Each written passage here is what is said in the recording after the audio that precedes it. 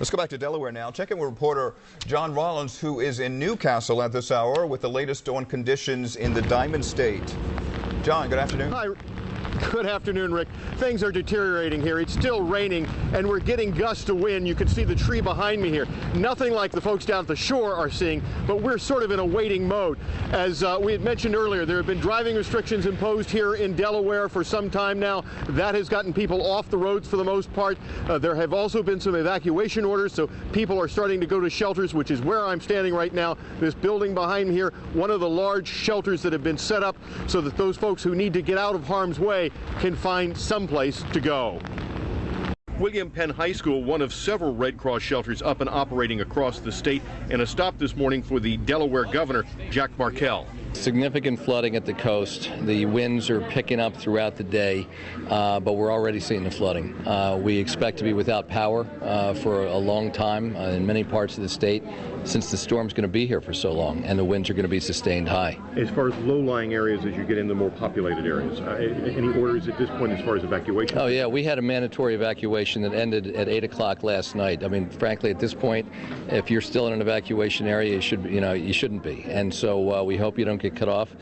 First responders are around and they can try, but we don't want to put them in harm's way. We don't want you to be in harm's way either. With Sandy being powerful and big, the thinking is this will be a long haul for those in shelters, which in a post-Katrina world means not just people, but their pets. They're saying till Thursday now. Okay, so it'll be a long wait. At this point, people in low-lying areas prone to flooding are trickling in, and the Red Cross says it is ready. Last year, Irene, we handled, I think it was like 350. I was speaking with the gentleman in charge with the school, and he says with the square footage, if we had to, we can handle 1,000.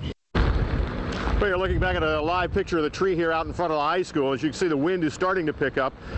Again, nothing like the shore points are reporting at this point in time, but everybody is waiting. They know what's headed this way. They are prepared. You do get the sense that they've gone through the drill. People know they're not supposed to be on the roads unless absolutely necessary, that there is a restriction on that, what they call a level 2 restriction. People know that if they've been in low-lying areas, they need to get out and get out soon. If they're not out already, it's probably going to be too late as the water starts to creep up. So at this point, what we're doing here in Delaware is just waiting for Sandy, and she is knocking at the door.